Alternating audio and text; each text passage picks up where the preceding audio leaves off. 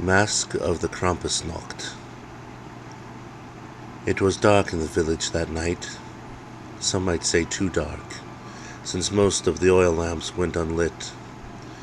Lamp oil was one of the many things the village lacked this year. The shadows reached down the streets and under doors.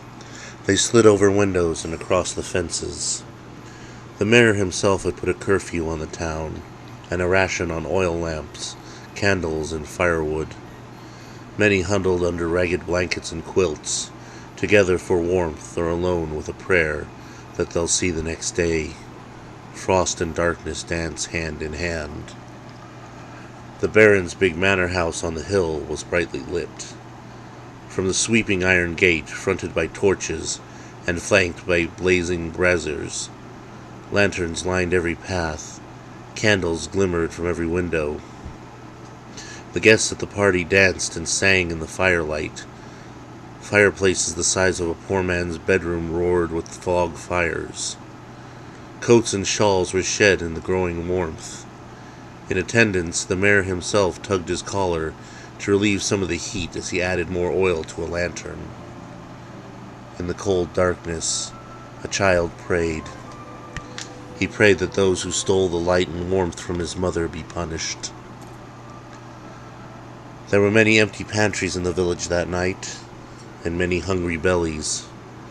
People dreamed not of lavish meals or vast feasts, but of simple meals of meat and porridge, of unspoiled milk and fresh cream, of the sweetness of apples and the earthy warmth of potatoes.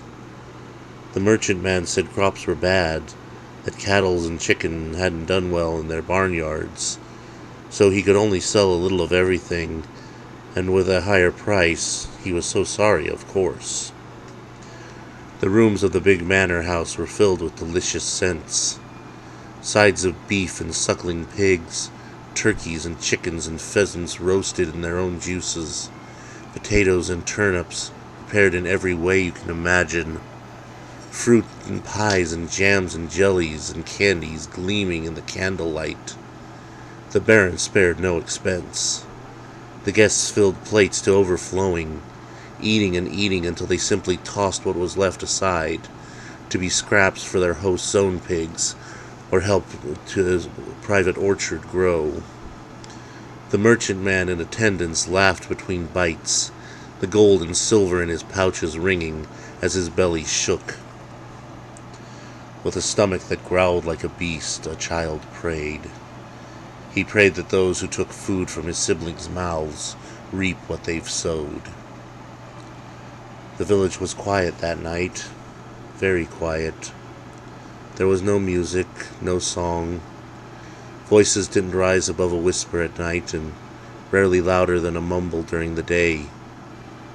The sheriffs told them that being loud was a crime, for it disturbs the peace. Instruments had been confiscated, and those who would sing had found themselves sitting in the dark, cold jailhouse. The Baron's manor house practically vibrated with music. Every room seemed to have a different kind. Piano here, strings there, an entire choir singing at the top of their voices at the end of the great dining hall. Other voices joined them, and the sheriff's was the loudest of them all, quite the disturbance of the peace. In the oppressive silence, a child prayed. He prayed that those who took the song from his father's heart got what their just reward. There were many prayers in the village that night. They prayed that as they'd been told to do, for forgiveness and kindness, for charity and generosity. They prayed for warmth, for light, for food, for song. They prayed for anything to save them from misery. The bishop intoned somberly that only through prayer would reward come. In the Baron's manor house, prayer was the last thing on people's minds. They laughed at the ideas of charity or generosity. They made mockery of the poor villagers below, hungry and cold in their quiet homes, yet whose labors had provided the warmth and feast they now fed upon. They shouted at servants for being slow, or not carrying the right food out. The bishop himself tripped a serving girl and laughed as she tried to pick up the mess. With cold determination, a child prayed. He prayed until he felt the whisper of an answer, the clank of a hoof, the clank of chains. In the big manor house, the Baron laughed as he called for a toast. He toasted his wealth and his powerful friends. He toasted his power and his iron grip on all those in the village below. He toasted doing what they wished, when they wished, to whom they wished, and none could judge them. His toast ended at the stroke of midnight. Then the knocking started. Boom, boom, boom. The knocks echoed through the manor. People poked their heads from side rooms, eyes wide. The Baron glared as though the front doors had offended him. He sent his guards to arrest whoever it was. They never returned, but a figure did. It was tall, so tall its hooded head almost touched the chandelier. The cloak covered all, yet even so, all that could be seen within was darkness, and the hint of eyes. The Baron went scarlet, demanding to know who this was to interrupt their merrymaking, then watched in horror as chains slid slowly from the folds of the cloak. The hood fell back, revealing horns and pitch-black fur, yellow eyes and a leering mouth, with a tongue that moved like a serpent. Large claw-tipped hands raised into the air. A thick bundle of birch branches clutched tightly in one of them. A voice that echoes like thunder across a graveyard. For all you have taken, and the nothing you gave back. Gruß von Krampus. The lights went out. The air went cold. Food turned to ash and mud in their mouths. Songs were silenced. Prayers for mercy went unanswered.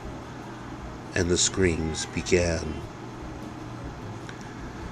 Morning came to the village, and a bright and beautiful morning it was. In the village square, barrels of lantern oil and crates of candles sat by bundles of firewood ready for hearth and stove. The chilled air kept meat and cheese fresh in their wrapping, along with bottles of milk and cream, barrels of potatoes and apples, cherries and oranges. Family instruments, carefully restored, sat near front doors like pets eager to find their owners. The villagers gathered cautiously, but there was no baron nor mayor to scold them, no bishop or sheriff to scowl at them, not even the merchant man to say such and such cost this and that. They took their food, they took their music and their light, and they took them back into their homes.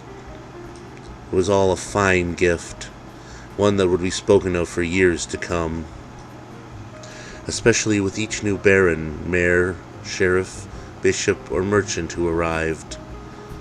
Just a small tale, really, to remind those astute figures, lest they forget, that kindness and goodwill bring their own rewards, and so too do cruelty and greed bring their own punishments.